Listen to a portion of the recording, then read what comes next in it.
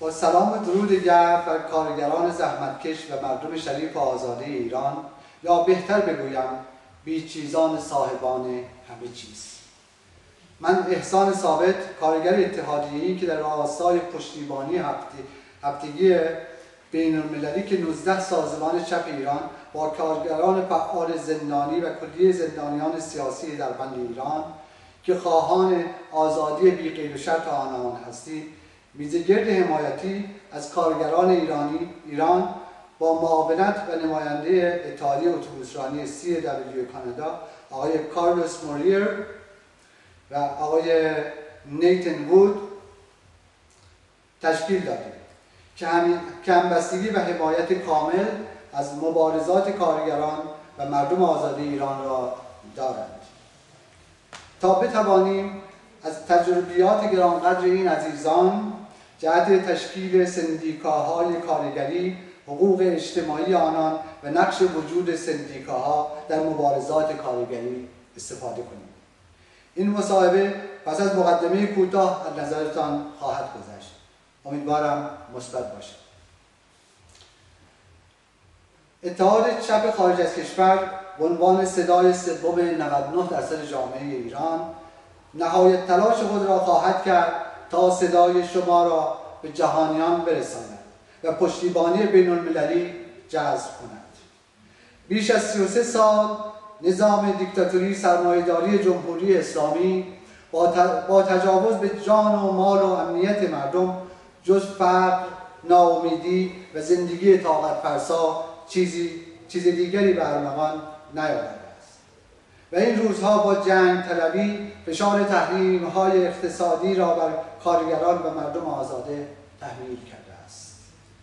در هر جامعه دیکتاتوری مردم از دولت و پلیس می‌ترسند، مثل ایران و بسیاری کشورهای دیگر دیکتاتوری.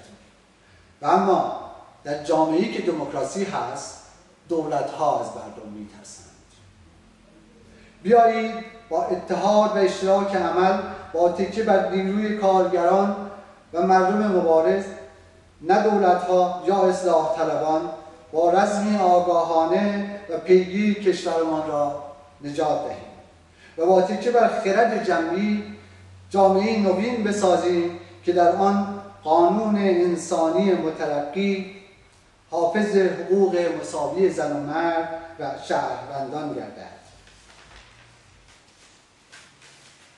نه زال و صفتان حافظ منافع 1% جامعه هستند و جواب هر اعتراضی را با زندان یا گلوله سرخ می‌دهند و کار را بسپاریم دست نیروهای آگاه مردمی که در یک فضای کامل دموکراتیک آزادانه توسط مردم انتخاب می‌شوند تا مدیریت جامعه مبتنی بر رأی مردم را در دست گیرند و با هم بسازیم جامعه نوین را که آرزوی هر انسان مسئولی است. حال مصاحبه را شروع می‌کنیم.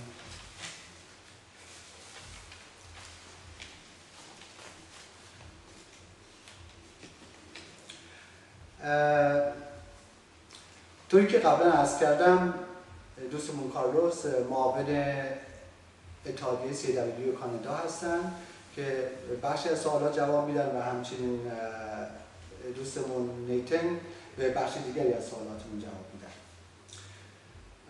Carlos, as a vice president of CW, what is your idea about International Solidarity Week with the Iranian workers, activists, and political prisoners, please? Thank you. I think it's very important to have this type of events for two reasons.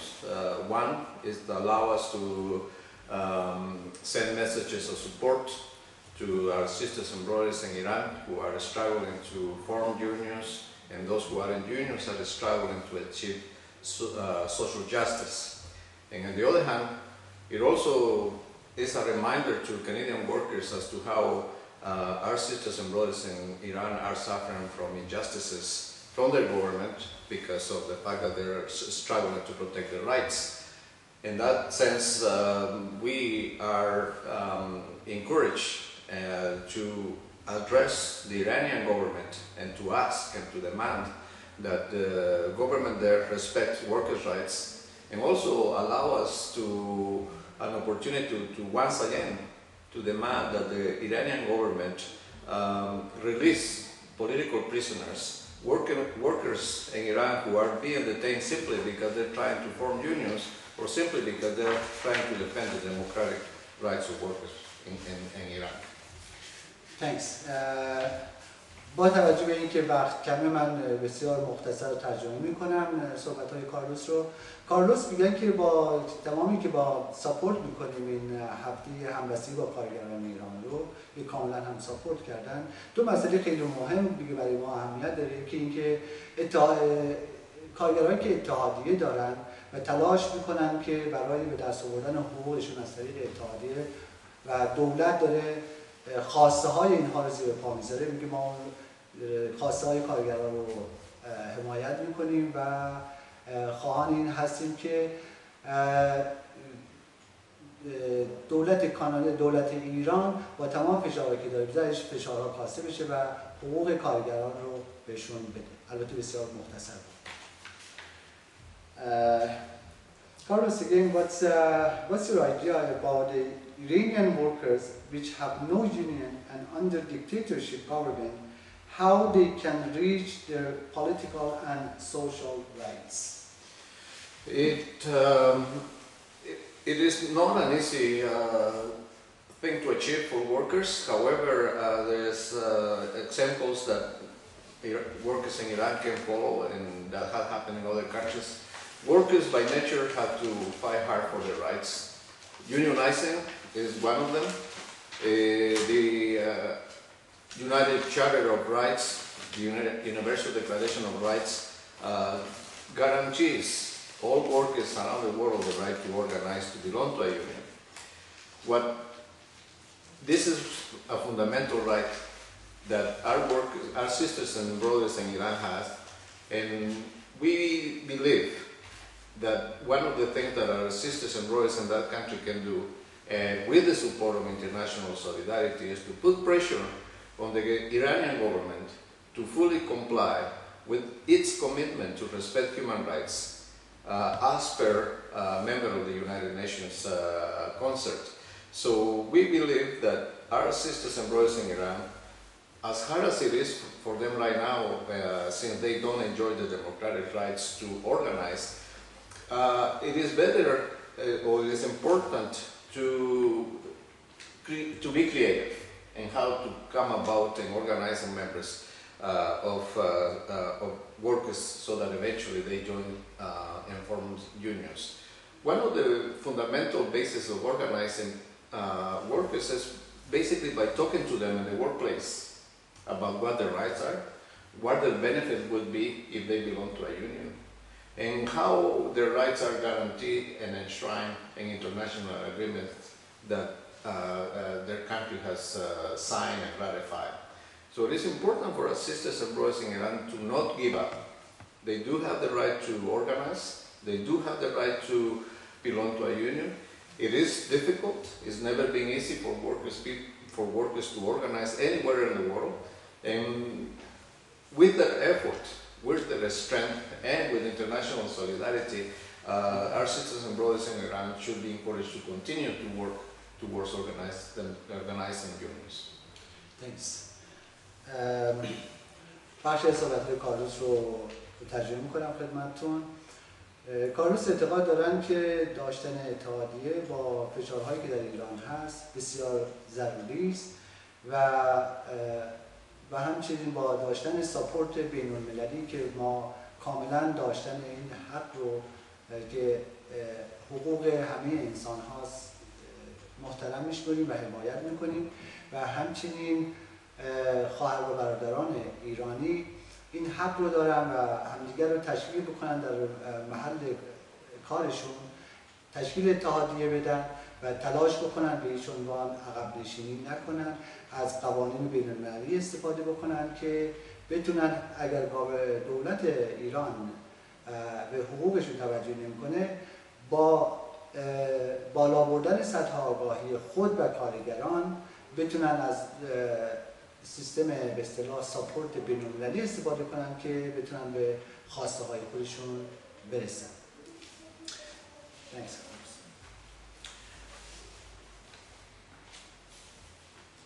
ببخشید من دو سوال قبل رو سوالم رو ترجمه نکردم و الان ترجمه میکنم خدمتتون از سوال سوم. سوال سوم: با تجربه شما داشتن اتحادیه در کارگاه‌های کوچک و بزرگ ضروری است و چقدر مهم است؟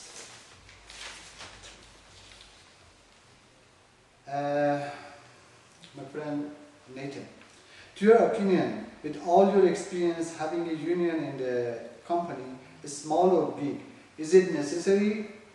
And if it is, and also how important is it? Thank you. First off, I think it's really fundamentally important that unions have developed across the world, and the value to them is unprecedented when you think of the economy, when you think of our social lives, education, health.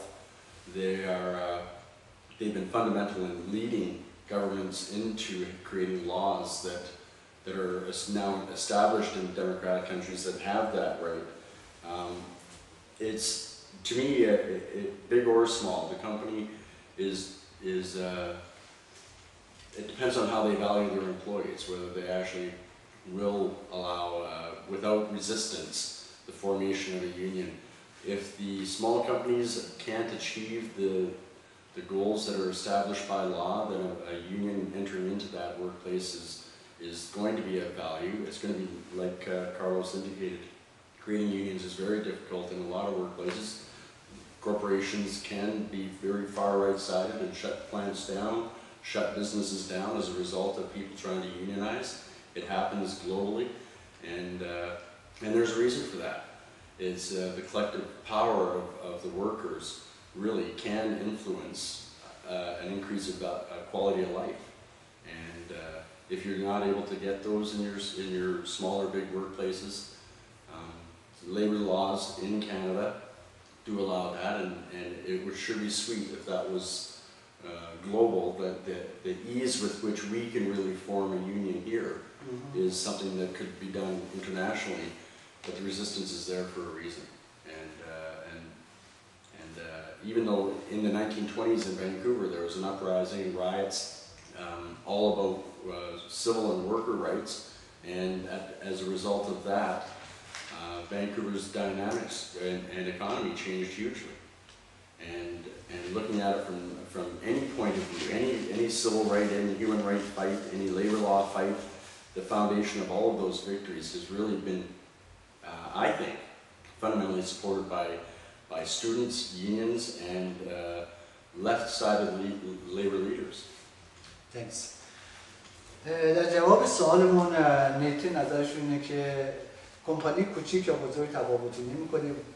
وجود یونیون نیازی است که همه کارگران نیاز دارن و از طریق یونیون برای بالا بردن سطح آگاهی و برای بالا بردن سطح زندگی و سطح درآمدشون در جوامع مترقی مثل کانادا میگه که بسیار ساده است که اینها رو، چون قانون هم هست که حمایت میکنه، بسیار ساده است که بشه یونیون رو تشکیل داد و از حقوق کارگران رو آگاهشون به حقوق خودشون، مسئله سلامتیشون، مسئله امنیتشون، مسئله شیوه زندگیشون و همچنین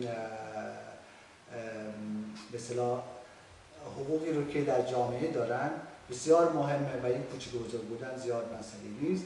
در سال 1920 کانادا با به اصطلاح اکتیویست‌های چپ و به اصطلاح کمک محصلین همین مشکلاتی که امروز در ایران داریم شاید به برابر تفاوتی بسیار کوتاه داشت، ولی خب به شکل قانون در اومد که یونیون ها بتونن تشکیل بشن و از حقوق کارگران دفاع بکنن.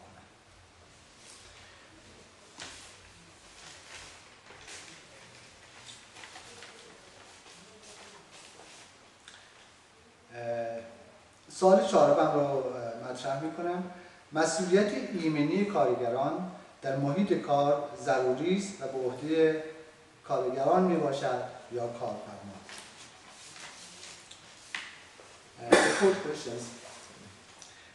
how about the safety of workers at the workplace?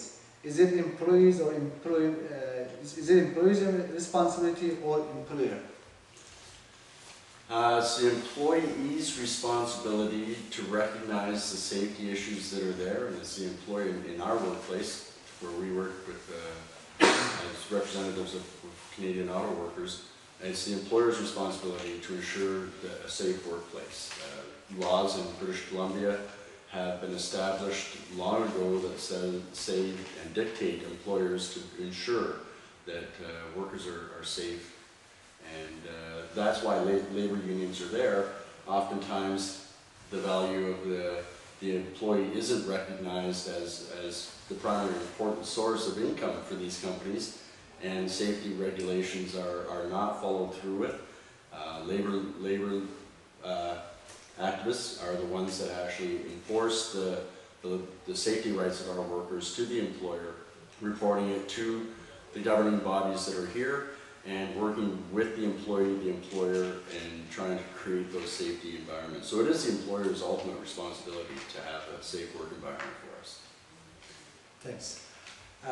در رابطه با ایمنی یا سیفتی بخش رو ترجمه میکنم. نظر دوستمون نیتن که در محیط کار مسئله ایمنی یا سیفتی بسیار مهمه و وظایف خود کارگراست که این پروسه های سیفتی رو یاد بگیرن و رعایت بکنن، ولی از اینکه محیط کار امن و سیفی رو بخوان به وجود بیارن وظیفه کارفرماست و ناگفته نماند که از طریق اتحادیه ها میتونن با مبارزاتشون کارگرها بتونن با کارفرما مذاکراتی رو بکنن که بتونن یک شرایط امنی رو در محیط کار برایشون به وجود بیارن. البته در در کانادا طوری که ایشون فرمودن این قانون هست که جزو وظایف کارفرماست، ولی در ایران فکر نمی کنم قانون باشه اینها و اگر هم نیست این یکی از حقوق اولیه کارگراست که میتونن با مبارزاتشون به این حقوق برسن، کما اینکه در کانادا با مبارزات اتحادیه، کارگری و مؤثرین و چپ تونستن به این حقوق برسن و جزو قانون در استان بریتیش کلمبیا در اومده. Thanks, Nathan.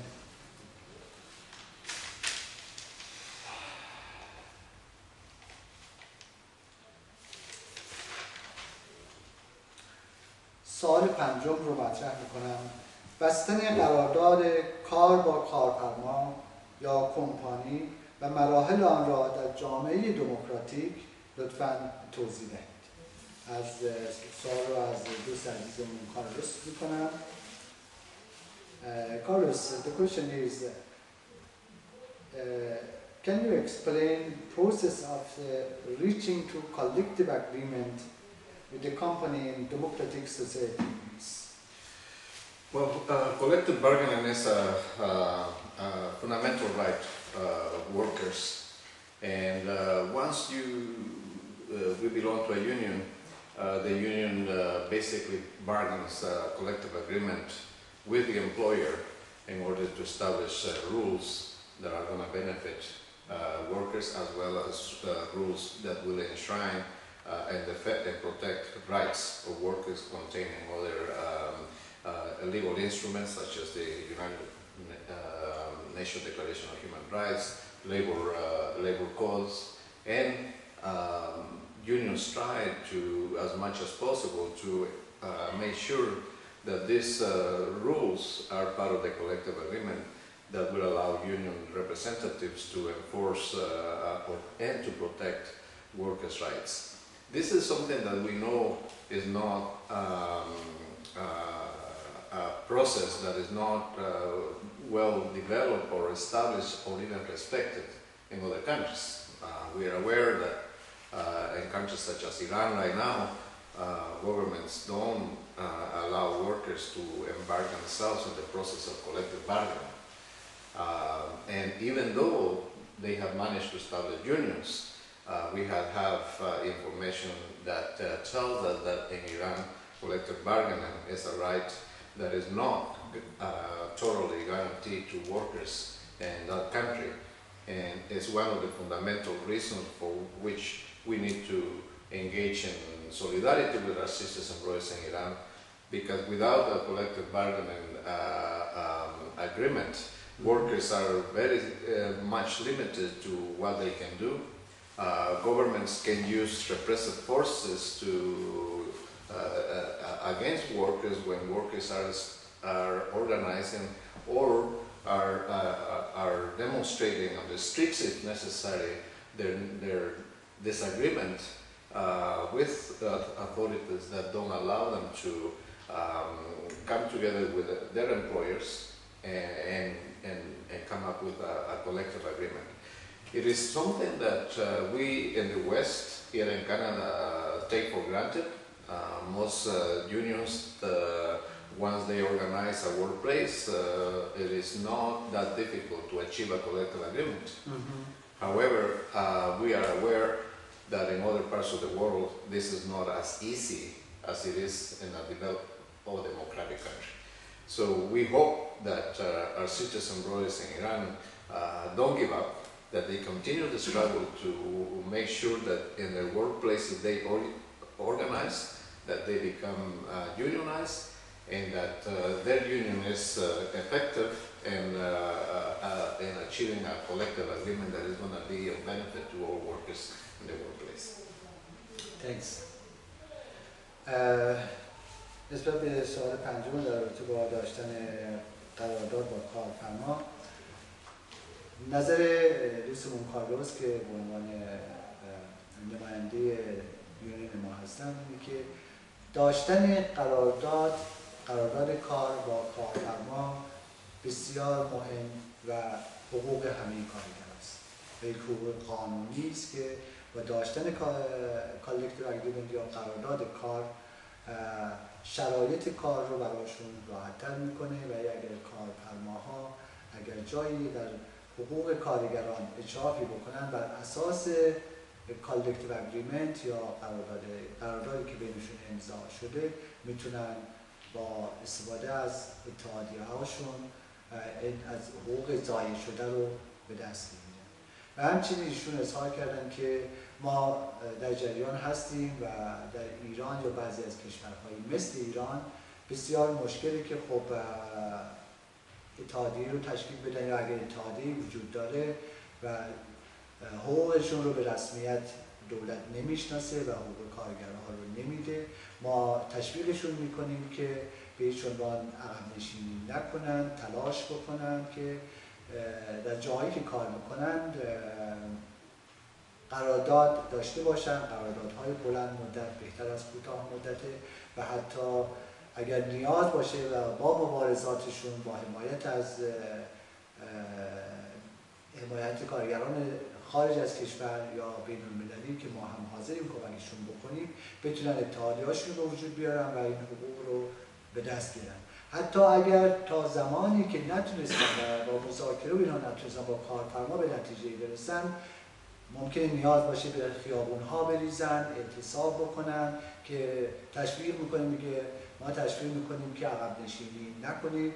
این حقوق هر کارگری، هر انسانی که قرارداد داشته باشه با قرارداد بتونه کار بکنه اینها و همه نوع حمایت رو هم ایشون ما میکنه. اما مسئله رو اشاره کردن که این جزء حقوق اولیه انسان هاست. میگه در جوامعی مثل کانادا یه خود راحت تره چون اینجا جامعه دموکراتیکیه و راحت تره که ما بتونیم قرارداد ببندیم با کمپانی ها و خواسته های کارگران رو به اصطلاح برآورده بکنیم اینها. ولی در جوامعی مثل ایران ممکنه به این راحتی نباشه و تقاضاشون اینه که عقب نشینی نکنید و تلاشتون رو بکنید و با مبارزه است که ما میتونیم حقوق کارگران رو بگیریم. Thanks, Carlos.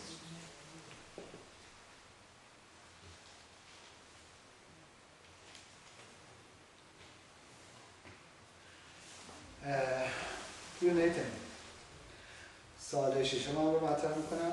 در جایی که اتحادیه ندارن چگونه میشه باید اتحادیه تشکیل داد؟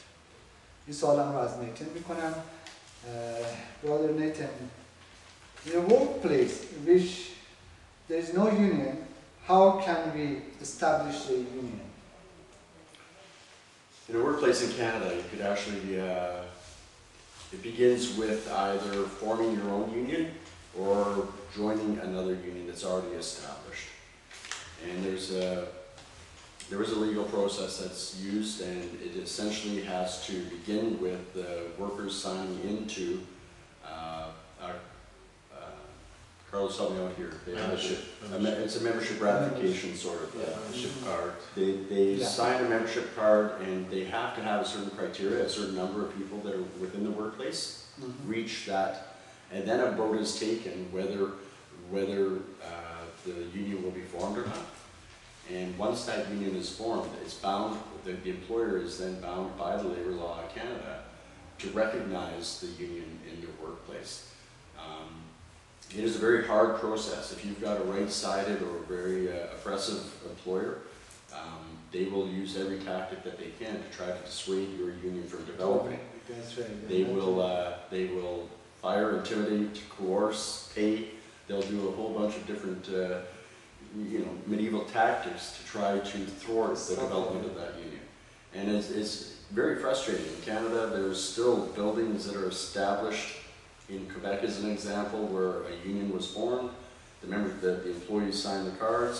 They got the union ratification into the workplace, and as soon as they did that, the employer shut down the plant, and the building is still there as a pink elephant in the backyard, saying that your union failed. So they can still get around it by just closing shop, but it's a long process. Not one that's discouraged, because values are huge as a result of having a unionized workplace. And I recognize it throughout my career at Coast Mountain, and as a union rep, I know that there's a lot of people that are benefiting as a result of being involved in a union. That's right, Yeah. Thanks, Nathan. صحبت نیتن رو بخشی ترجمه میکنم. نیتن میگن که برای به وجود آوردن اتحادیه به جایی که اتحادیه وجود نداره، یک راه اینه که به اتحادیه‌هایی که وجود داره بپیوندیم، و راه دومی وجود داره که بخوان اتحادیه به وجود بیارن، و پروسه بسیار مشکلی هست که پروسه خاص خودش رو داره. ممبرها یا عضوها باید کارتی رو امضا بکنن. البته در کانادا میگه تفاوت داره اینها، و در کانادا ممبرها باید بیان اول کارتی رو امضا بکنن که تقاضای داشتن یونیون رو دارن، و با اسم و مشخصاتشون، چون با داشتن یونیون بنفیت‌های بسیار زیادی رو در بر خواهند داشت، و تلاش بر این بکنن که یونیونش رو به وجود بیارن، و بعد از به وجود آوردن کمپانی یا صاحب کار تلاش میکنه که به نوعی موافقت نکنه، حتی با اخراج کردن، حتی با قطع کردن حقوقها، با تهدیدهای متفاوت، و حتی بستن کارگاه‌ها، و تلاششون بر اینه که جلوگیری بکنن. و بعد از تشکیل شدن باید این رو به لحاظ قانون در کانادا بتونن به رسمیت، به نظر قانونی به رسمیت شناخته بشه یونیون، و بعد به فعالیتشون شروع میکنن که بسیار مزایای بسیار خوبی داره با داشتن یونیون، و که کارگران میتونن تحت پوششش از اون مزایاها استفاده کنن، از جمله امنیت شغلی، از جمله بنفیت‌های مدیکالی و مشکلاتی که در رابطه با کارفرماهاشون داشته باشه. Thanks.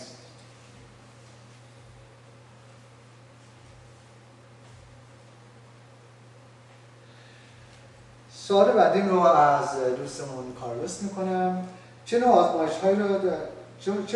آموزش‌هایی رو در رابطه با داشتن اتحادیه پیشنهاد میکنید؟ Dear Carlos, what kind of training and education do you recommend about the unions? Well, certainly one of the fundamental bastions of unions are job stewards. Unions need to train job stewards. These are the cornerstone of the work that unions can do in the workplace. Job stewards are the ones that are called upon to initiate grievances on behalf of members who have been disciplined for action that they have taken, or because of allegations that they have violated company policies. So job steward training is fundamental for any union. Also, it's important to train activists in health and safety issues. We know that this is an area where most employers fail to address issues that to ensure the health and safety of their employees. Also, it is very important that unions train activists in human rights issues beyond labor issues. It is important for unions to have human rights activists that are going to protect women's rights in the workplace, that are going to protect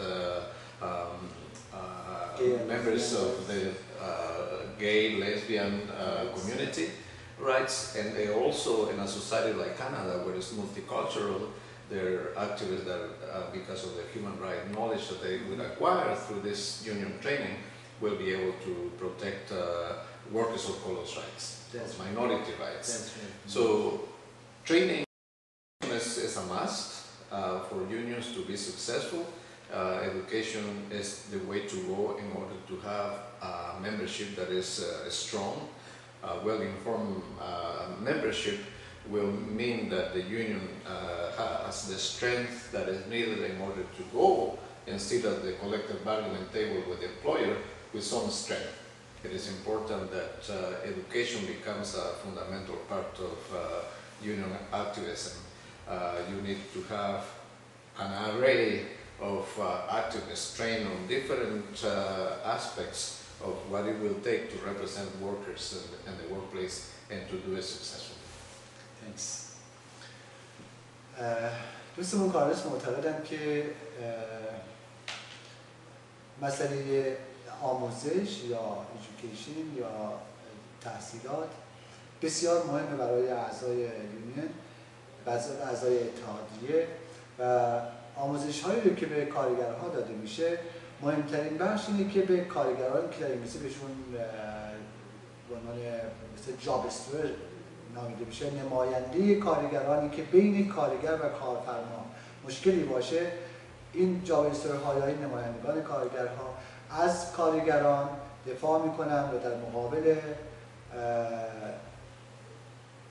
کارفرما قرار میگیرن، مشکلات رو مطرح میکنن که در کانادا به قول ایشون یک مقدار آسان‌تر تا نسبت به کشورهای دیگه، و این مسئله اساسی و پایه‌ای است که بتونن این نوع مهره ها رو اتحادیه ها آموزش بدن که بتونن به حقوق کارگرها آشنا باشن و همچنین برای دفاع از کارگرها بتونن در برابر کارفرما بایستن.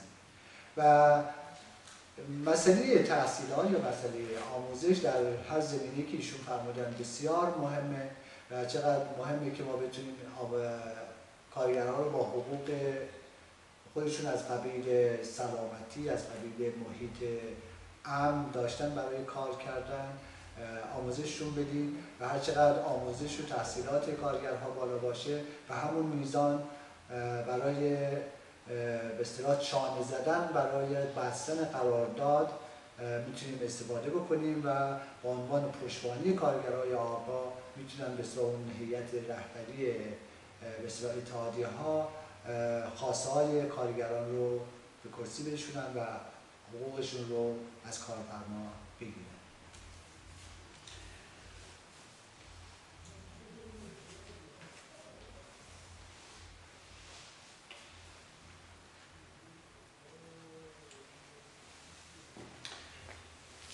Dear Nathan, the next question. I'm sorry, but in Persian first. سال هشتم، کارگران در صورت داشتن مشکلی در محل کار به کجا مراجعه کنند و اتحادیه چه کاری برای آنها انجام می‌دهد؟ Nathan, now it's okay. I knew you don't know how to speak Persian. I was going to ask you Persian. If workers have any issue at the workplace, where they have to go to solve it, and what kind of help union can give them and guide them. If an employee has an issue in the workplace, the first person that they actually should direct their concern is to the employer. And when they address it to the employer has a responsibility then to respond to that and come up with a solution that is workable or viable for the employee. If the employer doesn't meet that standard and they don't resolve the issue with the employee, that employee then comes to the union. And a union steward, like Kárlós was referring to, the cornerstone of our workplace, a member would come to our union and talk to a steward, express their concern, dialogue between each other of what a resolution would be, and together they would take that issue, excuse me, together they would take that issue back up to the employer, and they would try to find a workable solution with the assistance of the union rep. And in a lot of circumstances, when it comes to health and safety, the employer actually can't discipline an employee if they raise a safety concern. They are obliged by work safe rules that they are to address it.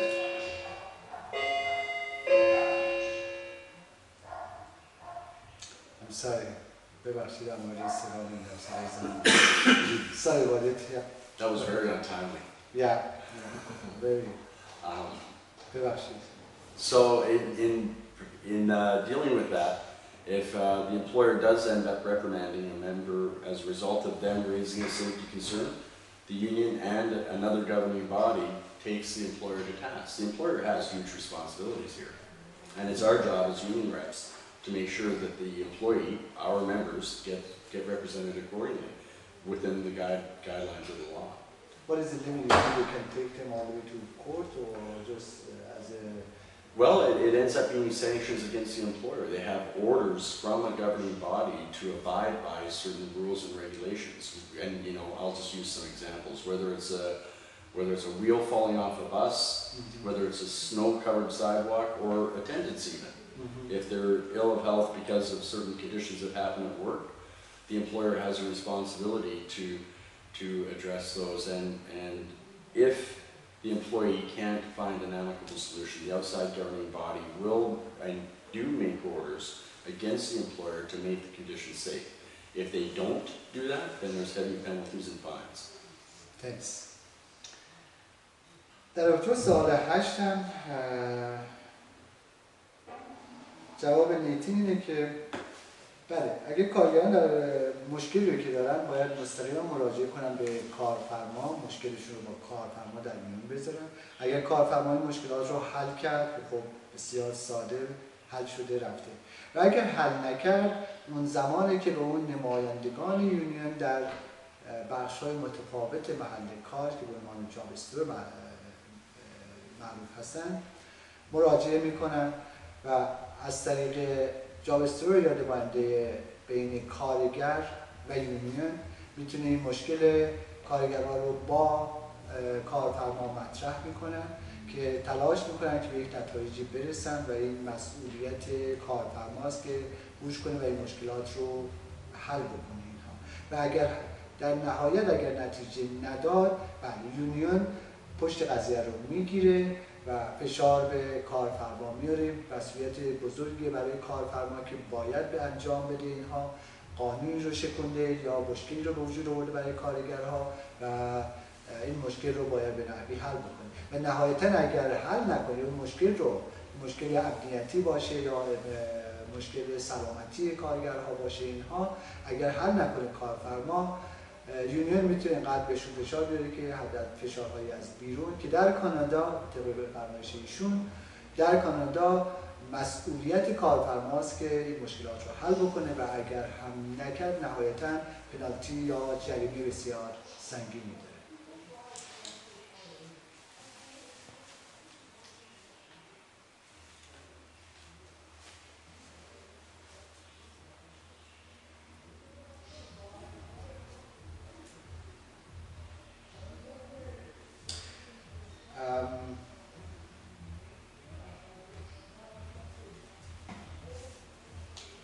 سوال بعدی رو از کارلوس دارم که سوال به این شکل که اتحادیه چه نقشی در دولت و نمایندگان دولت دارند و نمایندگان مجلس دارند. The question is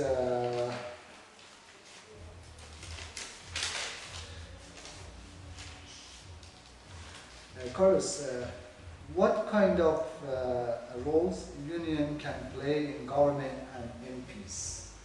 Do you like this? Well, the role of the unions it is a wide range. There's unions in Canada that basically focus entirely in providing and representing their members through the collective agreement in the workplace. And there are other unions, such as the one that we belong, Nathan and I, that is call themselves as a social union, because we don't just look after the rights and benefits of our members in the workplace, but we also do it in the communities. And therefore, unions can be very important tools for society to provoke changes. We engage in a variety of campaigns dealing with all levels of governments, municipal governments, provincial government, and federal government, to lobby them or to work with them to bring about laws that are going to enforce and to make laws that will make it easy for workers to organize, because as Nathan said earlier, even here in Canada it can be difficult to start a union. So it is important to recognize that unions have this role in society, that not only to focus on the workplace, but also use the collective power to influence governments to bring about the changes that a democratic society needs. We know that in this country we have the luxury, so to speak, of being able to do so. We have, in our experience, we have lobbied and continue to do so municipal governments to make sure that transit system is funded properly. We lobby provincial government to make sure that issues such as education, healthcare, and housing are addressed. We also lobby the federal government to make sure that federal policies and national policies are there to ensure that not just working people, but everybody in this country enjoys a decent standard of living. We are aware that that is not the case in other countries, where, such as in Iran, where if a union they try to lobby municipal, provincial, or federal governments, instead of being heard by these bodies, they are repressed. Therefore, what we know is that here we can do all that without the fear of being detained, put in jail, and tortured.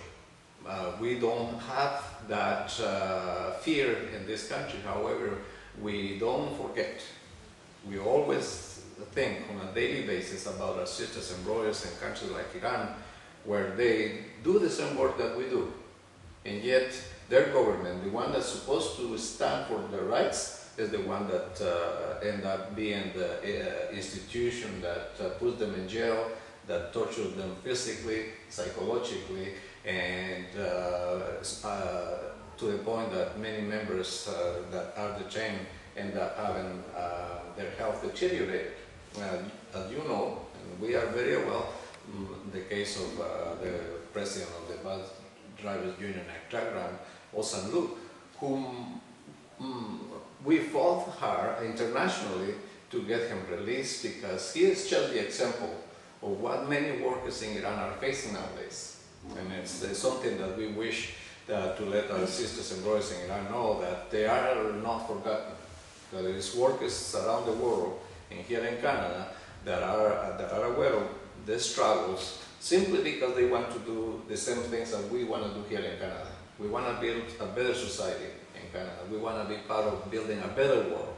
And we know that our sisters in Iran are also working for the same goals. Unfortunately, they face brutality, they face repression, torture, and even death.